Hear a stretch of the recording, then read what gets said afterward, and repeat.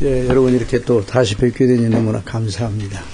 예, 하나님의 성령께서 저와 여러분 오늘 본문 말씀을 숙고할 때 큰 은혜 주시기를 바라고 또 그렇게 하실 줄 믿습니다. 우리가 예배를 드릴 때 정말 하나님께서는 예배를 받으시고 영광을 받으시고 그 참여한 주의 백성들에게 은혜를 주시려고 반드시 준비하십니다. 예, 오늘도 그런 귀한 은혜를 우리 기대하면서 오늘의 본문 말씀은 디모데후서의 말씀인데요. 이 디모데후서는 사도 바울이 그 순교의 그 일을 직감하면서 앞두고 쓴 유언과 같은 그런 서신입니다. 특별히 이제 믿음의 아들이요, 그리스도 안에서 낳은 믿음의 아들이요, 또 복음의 동역자인 디모데에게 목회에 관한 것을 썼다. 그래서 이 책을 목회서신의 일부로 이렇게 말합니다. 목회서신이라 이렇게 말합니다. 자, 디모데 전후서와 디도서가 그래서 목회서신이다.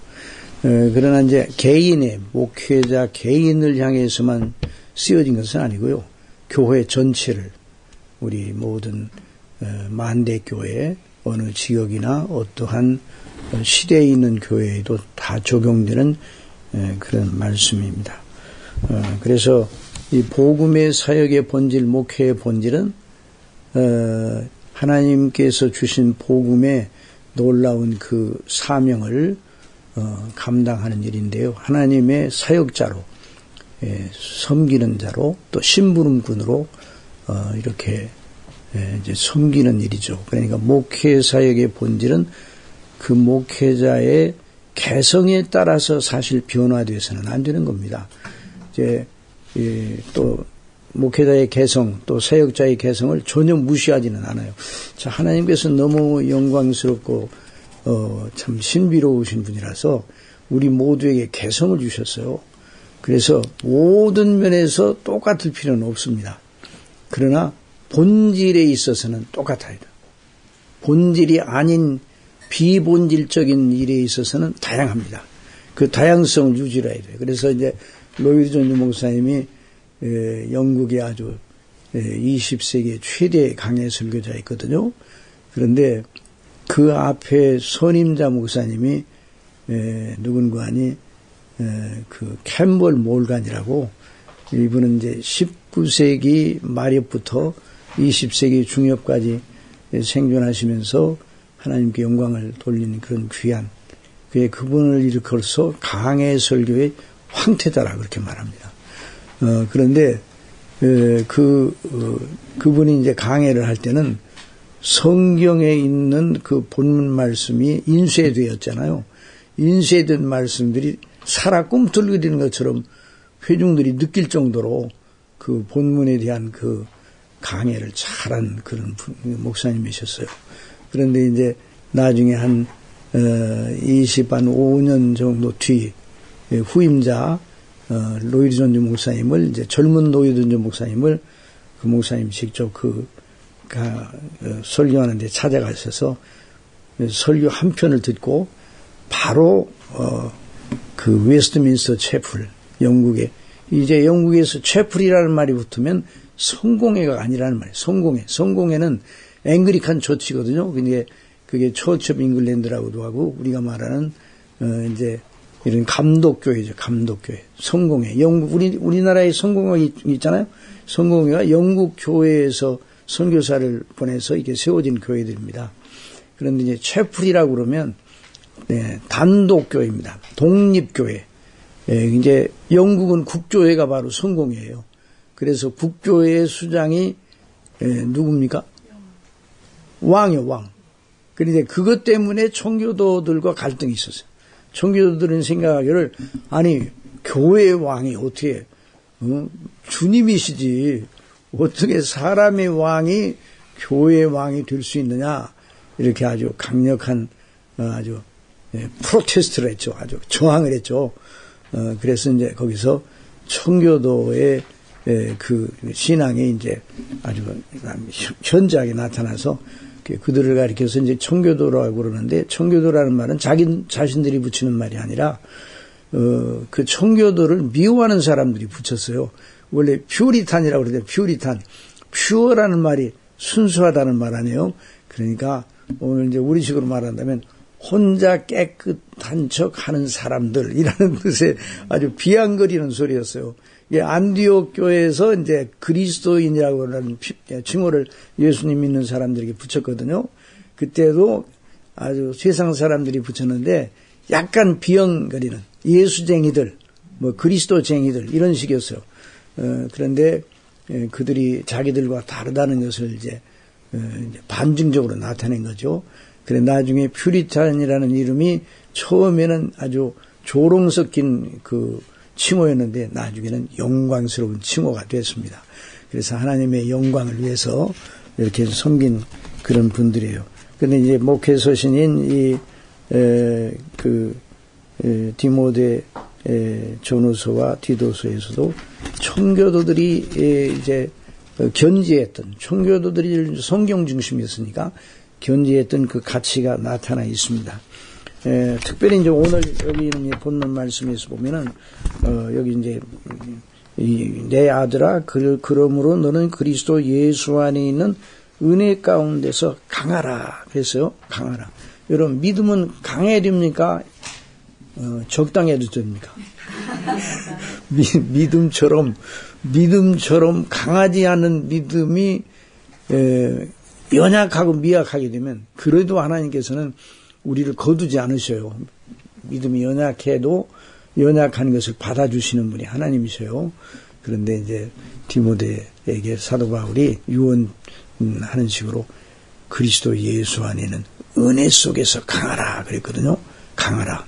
그러니까 강해야 그 믿음의 능력을 보여주고 강해야 세상을 넉넉히 이길 수가 있습니다. 이런 놀라운 은혜를 저와 여러분에게 주시기를 바랍니다. 그런데 이 강하라는 말에는 연약해질 수 있는 가능성이 항상 상존한다는 거예요. 그러니까 이 말씀은 오늘 우리에게도 주시는 말씀이에요. 그래서 여기서 이제 강한데 어떻게 강하라고 그랬어요? 그리스도 예수 안에 있는 은혜 속에서 강하라 그랬어요. 이 수식이 매우 중요한 그 말이에요. 그 은혜는 뭐가 은혜입니까? 받을 자격이 없는 사람에게, 오히려 정반대를 받아야 할 사람에게 베풀어 주시는 호의가 바로 은혜예요. 원래 우리가 하나님과 우리 사이의 관계는 무슨 관계예요?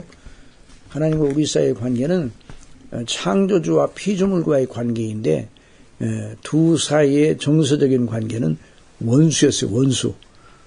그래서 하나님을 모르는 사람들도 지금도 예수님을 안 믿는 사람들에게 있어서 하나님이 살아계시다는 사실은 그들에게 있어서 굉장한 아주 거부감입니다. 만약에 성경대로 하나님이 살아계시다고 그러면 그들에게는 끔찍한 재앙이 될 수밖에 없다 하는 이런 생각을 그들이 뭐 심각하게 하지는 않겠지만은 아주 그래서 예수님 믿는 사람들, 여러분들 예수님 믿는 여러분들이 언제나 어느 지역에 있더라도 주목을 받는다는 거 알아야 돼요. 이게 아주 적당하게 믿으면 주목을 안 받습니다. 그런데 바르게 성경대로 믿으면 주목을 받습니다. 왜냐하면 자기들과 다른 원리를 쫓는 사람이라고 생각해서, 그래서 세상이 그리스도를 미워한 것처럼 세상이 너희를 미워할 것이다, 이렇게 말씀을 하셨거든요. 그래서 여기 이제 특별히 이제 은혜라는 것은 하나님과 원수 관계에 있었는데 하나님께서 그런 우리에게 본질적으로는 죄로 말미암아 하나님의 진노 원수 관계에 있었는데 마치 한 번도 죄를 범한 것이 없는 것처럼 대우해 주시는 것이 은혜예요. 좀 너무 놀랍죠. 그래서 죄를 용서하시고 의롭다 하시는 이런 귀한 은혜를 주셨으니까 정말 이제 말로 다 할 수 없는 큰 은혜죠. 그래서 사실 기적 중에 기적이 바로 은혜입니다. 자, 그래서 하나님께서 모든 의를 이룬 사람처럼 여겨주시는 그런 놀라운 긍휼, 자비. 자, 그래서 시편 116편 기자는 하나님의 은혜를 이렇게 노래하였습니다. 여호와는 은혜로우시며 의로우시며 우리 하나님은 긍휼이 많으시도다. 내 영혼아 내 평안함으로 돌아갈지어다. 여호와께서 너를 후대하심이로다. 여러분 이런 성경 말씀을 읽으면 이 말씀이 시편 116편 기자인 다윗에게만 해당된다고 생각합니까? 나에게도 해당된다 이렇게 생각이 됩니까? 예, 그게 바로 그리스도인입니다. 성경에 써있는 신앙 고백, 선진들의 신앙 고백이 우리는 그들의 성화의 수준에 높은 수준에는 올라가지 못했지만 본질적으로 구원을 받은 하나님의 은혜에 속한 사람들이니까 여호와는 은혜로우시며 의로우시며 하나님은 긍휼이 많으시도다. 내 영혼아 내 평안함으로 돌아갈지어다. 여호와께서 너를 후대하심이로다. 주께서 내 영혼을 사망에서 내 눈을 눈물에서 내 발을 넘어짐에서 건지셨나이다. 이게 이제 저나 여러분이 이렇게 고백하지 않을 수 없다는 것을 우리는 알고 있죠. 내가 생명이 있는 동안에 여호와 앞에 행하리로다. 내게 주신 모든 은혜를 내가 무엇으로 보답할까? 내가 구원의 잔을 들고 여호와의 이름을 부르며 자 구원의 잔을 들고 그래서 우리가 모일 때마다 하나님의 구원의 은혜를 감사하잖아요. 그리고 주일에 모일 때마다 구원의 잔을 들고 하나님 앞에 각 교회마다 감사를 하잖아요. 자, 그래서 여호와의 모든 백성 앞에서 나의 서원을 갚으리로다. 이 서원은 신앙 고백이 주님께서 나를 사랑하셔서 대속하신 그 은혜의 영광을 나타내는 신앙 고백. 그게 우리가 세례문답할 때 신앙 고백하잖아요. 그렇죠? 세례문답할 때 신앙 고백 안 하고 세례를 주는 교회도 있습니까? 없어요. 다 세례문답할 때 서약을 하잖아요. 믿음에. 그것처럼 하나님 앞에 행하기를 원합니다. 이런 뜻이에요. 그래서 정말 우리에게 은혜를 베풀어 주셨다 하면 너무나 영광스러운 일이죠. 그런데 하나님이 우리에게 은혜를 베풀어 주시기 위해서 하나님은 어떻게 하셨습니까? 아주 쉬운 대답이죠. 그런데 영광스러운 대답이죠. 하나님 어떻게 하셨어요? 자기 아들을 독생자 예수 그리스도 자기 아들을 아낌없이 우리에게 내어주셨잖아요. 하나님의 세상을 이처럼 사랑하사 독생자를 주셨으니 이는 저를 믿는 자마다 멸망하지 않고 영생을 얻게 하십니다. 이게 이제 놀라운 일이죠. 그러니까 하나님께서 우리를 은혜를 주실 때 그냥 우리에게 좋게 해주시고 하나님은 주권자이시고 왕이니까 아무도 하나님을 상관하는 그런 존재가 없어요. 천사도 하나님이 행하시는 일을 왜 그렇게 하십니까? 이렇게 따져 물을 수 있는 입장에 있는 천사가 아무도 없어요. 하나님이 행하시면 그게 의요, 그게 선이에요. 그런데 하나님께서 우리에게 은혜를 베풀어 주실 때 그냥 주권적인 차원에서 하나님의 왕적인 권위로만 그냥 은혜를 베풀어 주셨다. 이렇게 생각하게 되면 은혜에 대한 그 생각이 깊어지진 못해요. 그런데 여기 있는 말씀처럼 그 은혜가 누구 안에 있어요? 그리스도 예수님 안에 있어요. 그리스도 예수 안에 있는 은혜 속에서 강하라. 그 말씀이에요. 그리스도 예수님, 그러면 그리스도 예수님께서 우리를 위해서 행하신 일을 우리는 평생, 아니 영원토록 잊지 못할, 그래서 우리의 모든 찬송의 내용 속에 그리스도께서 우리를 위해 대속하신 은혜가 아주 어느 찬송 속에나 명기되어서 그것이 써있지 않은, 기록되지 아니하는 찬송은 존재하지 않습니다. 이처럼 그리스도 예수님이 바로 우리에 대한 하나님의 공의를 만족시킨, 그러니까 하나님께서 우리를 십자가에서 우리를 위하여 속량하실 때 하나님의 공의도 만족하시고 또 하나님의 사랑도 이루시고 하나님의 공의를 무시하고 하나님의 사랑만 이루신다고 그러면 그게 말이 안 되는 거예요. 그러니까 하나님께서는 자신을 속이실 수 없기 때문에 하나님도 하나님 자신이 세우신 그 규칙과 법칙을 창조 질서를 어길 수가 없어요. 그래서 죄인을 그냥 사랑하실 수가 없어요. 죄인을 그냥 죄인에게 은혜를 베푸실 수가 없어요. 그래서 당신의 아들로 말미암아 죄에 대한 대가를 지불하게 하셨어요. 그러니까 그 은혜가 무슨 은혜입니까? 정말 존귀한 은혜죠. 보배피라고 그러죠. 그래서 우리가 보혈이라고 그러잖아요. 보혈. 보혈, 보배 피예요. 그래서 우리에게 주신 하나님의 은혜는 아무개나 가지고 노는 놀이개 같은 그런 것이 아니라 독생자 예수 그리스도께서 사람이 되셔서 여전히 하나님이시고 사람이시죠. 지금은 어떻습니까? 예수님은 하나님이십니까? 하나님만 되십니까? 사람과 하나님도 함께 되십니까? 지금도 하나님이시고 지금도 사람이셔요. 자, 이건 신비롭죠. 그러니까 언제까지 사람이셔요? 예수님은 영원까지. 그래 예수님의 존재의 양태가 바뀌어져서 그래서 성육신 하심으로 성육신 육체를 입으시면 사람이 인성을 취하셔서 그 놀라우신 인성을 취하셔서 첫 번째 아담은 실패를 했는데 마지막 아담인 예수님은 모든 걸 이루셨어요. 그래서 우리가 은혜를 받는 것은 첫 번째 아담 안에서 전가된 그 원죄와 우리가 또 행한 자범죄 이 모든 것을 다 그리스도의 피로서 다 속함을 입고 그리스도의 의로 우리에게 전가되어서 우리가 하나님 앞에 의롭다 하심을 받은 거죠. 그러니까 여기서 말하는 그리스도 예수 안에 있는 은혜는 바로 그것을 말합니다.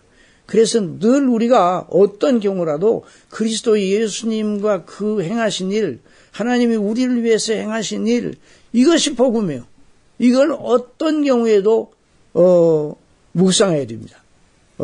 그래서 언제 한번 말씀드린 것처럼 우리 예수님이 내 살은 참된 양식이요 내 피는 참된 음료라. 그러니까 내 살과 피를 마치 밥 먹듯이 늘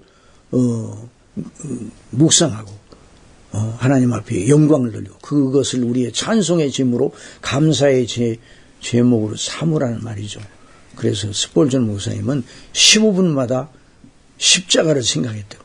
야, 그래서 15분마다 14분 될 때까지는 생각을 안 하다가 15분 됐을 때 생각했다는 말이 아니라 수시로 깨어 있을 때나 잠잘 때나 어떤 경우에도 예수님이 우리를 위해서 행하신 그 대속의 은혜를 늘 자기의 사고의 중심과 그 기초로 삼았다 그 말이죠. 근데 생각을 거기서부터 시작하고 또 생각을 다시 그리로 돌리는 이게 이제 사도들이 이제 우리에게 성령의 감동을 통해서 보여주신 이런 본을 따랐다는 말이죠.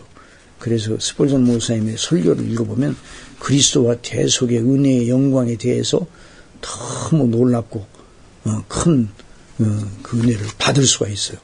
그래서 여러분들 책을 읽을 때 그런 책을 읽으세요. 스폴전 목사님의 책을 읽으세요. 그래서 로이 존즈 목사님 그럽니다. 스폴전을 사라. 조나단 에드워드를 사라 그래요. 사서 읽으라 이거 말이죠. 예, 그런 말씀을 통해서 오늘도 당신의 백성들을 세우시고 강하게 하시는 거예요. 그런데 여기서 강하라는 말을 왜 사도 바울이 했는가? 문맥 속에서 보면 그런 말씀이 나오죠. 문맥 속에서 보면 거기 2장 3절에 있는 말씀 우리 다 같이 봅시다. 너는 그리스도 예수의 좋은 병사로 나와 함께 고난을 받으라. 그래서 왜 그리스도 예수 안에는 은혜 가운데서 강해야 되는가? 군사, 병사. 이전 성경에는 개역 성경은 군사로 번역했는데 이번 성경에는 병사로 번역해서 조금 불만이요. 차라리 군사가 나. 병사라고 그러니까 쫄병만 생각하는데 사실은 군사라는 말이 더 포괄적인 말이에요. 근데 영어 성경에는 물론 솔저라고 번역을 했는데 군사로 번역하는 게 더 아주 그 포괄적인 의미를 가진대. 그래서 이제 오늘 제목도 선한 군사, 그리스도의 선한 군사.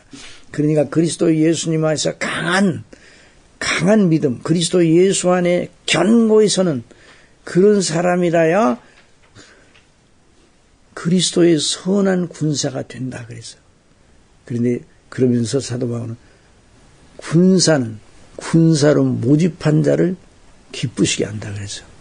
그래서 이제 우리나라 백성들 중에 이제 남자들은 꼭 군인을 가잖아요. 이게 우리나라를 하나님께서 복 주시는 귀한 통로였어요. 우리나라 남자치고 군대 안 가는 사람이 거의 없잖아요. 다 가서 무슨 교육을 받아요? 교육을 받아. 국민 교육을 받고, 거기서. 그런데 군사로 들어가면 누구를 기쁘게 해야 되냐? 군사로 모집한 자를 기쁘게 하는데, 물론 나라의 그 부르심을 받았으니까 국방을 위해서. 그래서 아주 달라집니다. 이제 군인에 들어가게 되면. 그래서 누구 말대로 아이고 여기 사람은 없고 군인만 있네. 어느 기차를 탔더니 군인들이 많이 타니까 사람은 없고 군인만 있나 그런데 군에 들어가서 훈련을 받을 때 여러분들 다 이제 여기 군대 갔다 오신 분 알겠지만 훈련 받을 때 구구단도 생각이 안 나더라고. 구구단도.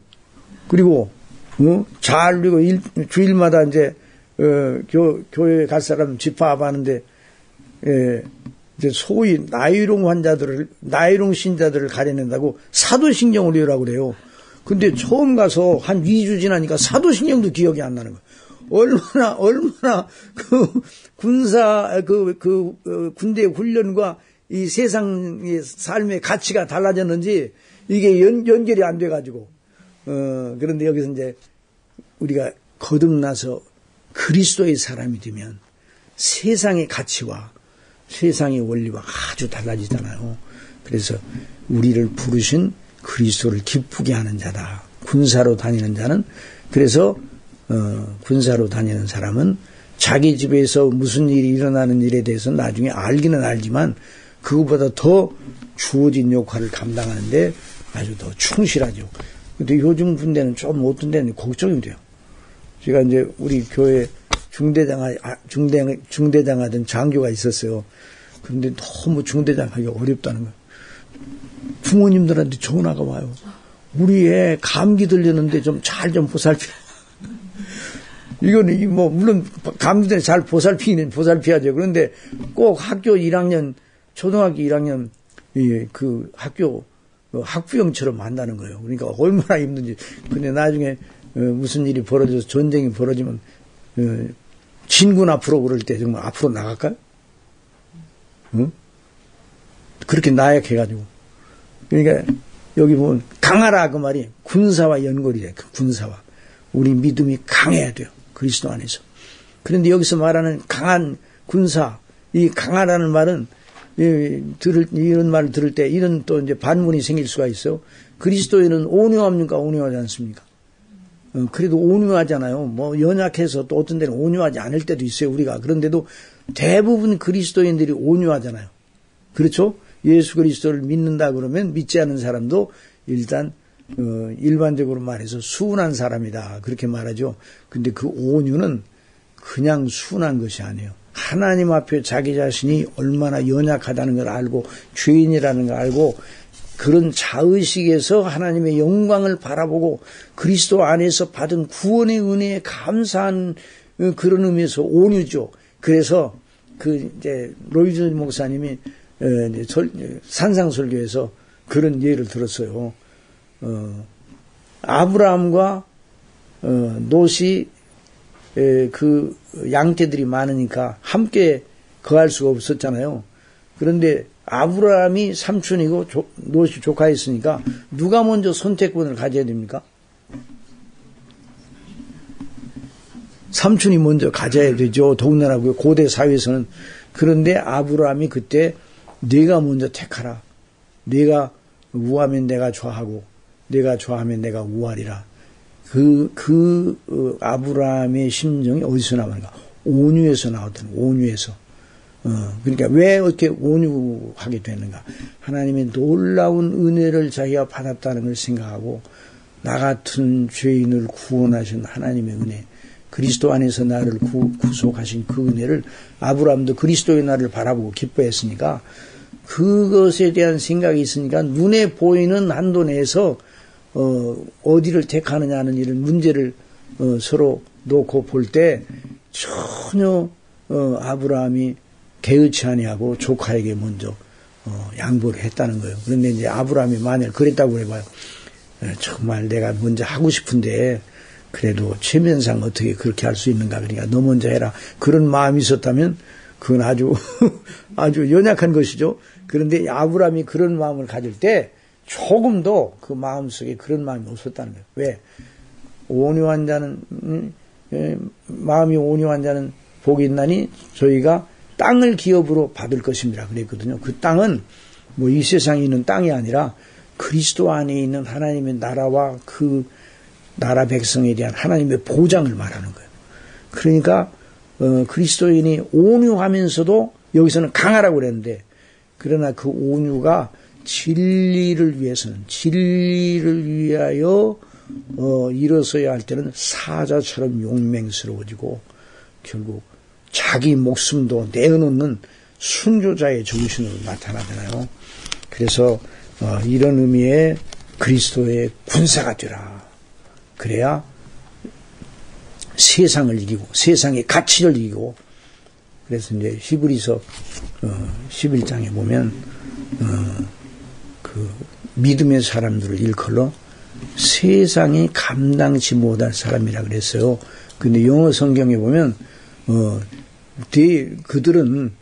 그들의 가치는 세상이 그들의 가치에 준하지 못한다. 이런 식으로 번역이 됐어요. 세상에 the world was not worthy of them. 그들의 가치에 세상이 감당할 수 없어요. 세상이 그들의 가치보다 훨씬 낫다 이 말이에요.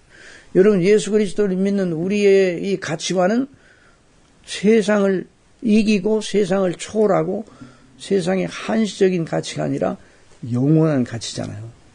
그러니까 이런 의미에서 선한 군사. 그래서 세상의 가치를 아무리 대단한 거 보이더라도 세상의 가치를 바라보지 않는. 그러니까 모세가 애굽의 모든 보화보다 그리스도와 함께 고난받는 것을 더 좋아했다 그랬거든요. 애굽의 그 권세나 재물이나 애굽의 모든 그 당시 애굽은 최고의 나라였습니다. 그 당시에 국권에서 볼 때 최고의 부요를 상징하는 나라가 애굽이었어요. 그런데 모세는 그런 모든 가능성, 자기에게 주어진 모든 기회를 버리고 그리스도와 함께 고난을 받 백성들 속에. 왜? 그리스도를 믿고 그리스도 안에서 영원한 내세를 바라보고 그러니까 그걸 이길 수가 있었죠. 그러니까 이런 의미의 강한 군사가 되라는 거예요. 그리고 우리 속에 일어나는 종용을 이길 때도 바로 그리스도 예수 안에는 은혜로 이기라 그 말이죠. 그리고 사단이 우리를 늘 시험하죠. 사단이 우리를 어떻게 시험합니까? 가끔 시험합니까? 늘 시험합니까? 우리가 은혜 속에 있으면 늘 시험한다고 느껴져요. 그런데 은혜가 좀 떨어지면 별로 시험 안 하는 것처럼 보이고 상당히 편해져요. 믿음 생활이. 그러면 믿음이 좋은 것이 아니라 믿음이 연약한 상태에 빠지는. 그런데 정말 하나님의 놀라운 은혜 속에 있으면 깨어 있으면 사단이 우리를 시험하는 것에 대해서 민감하게 알게 됩니다. 민감하게. 그래서 하나님의 영광을 위해서 믿음으로 무장하고 그래서 하나님의 전신갑주를 입고 그래서 에베소서의 6장에 있는 대로 이와 같은 놀라운 일이 우리 속에서 일어나도록 성령께서 우리 속에서 역사하신다 그 말입니다. 여러분 KBS에서 직장 생활하면서 여러분 각자에게 주어진 역할을 감당할 때 정말 그리스도 예수님 안에서 믿음으로 은혜로 강해져서 성령의 충만함 속에서 늘 이기는 그런 그리스도의 선한 군사가 되기를 간절히 바라며 그런 은혜를 주실 줄 믿습니다. 기도하겠습니다. 사랑하시는 아버지 하나님, 저희들을 만죄악 가운데 건져주시고 자녀로 삼으시고 이 땅에 있을 때 그리스도의 선한 군사로 저희들을 붙잡아 주시고 불러주시고 써주시는 걸 생각할 때 너무나 감사합니다. 우리 자신의 힘으로는 이 일을 감당할 수 없으나 우리 속에서 역사하시는 보혜사 성령께서 그리스도 예수님 안에 있는 은혜를 우리에게 적용하심으로 우리가 세상을 이기고 정욕을 이기고 사단의 모든 시험을 이기는 자가 되는 줄을 오늘 말씀을 통해서 배웠으니 배우고 확신한 일에 거할 수 있도록 주장하여 주옵소서. 예수님의 이름으로 기도드리옵나이다. 아멘.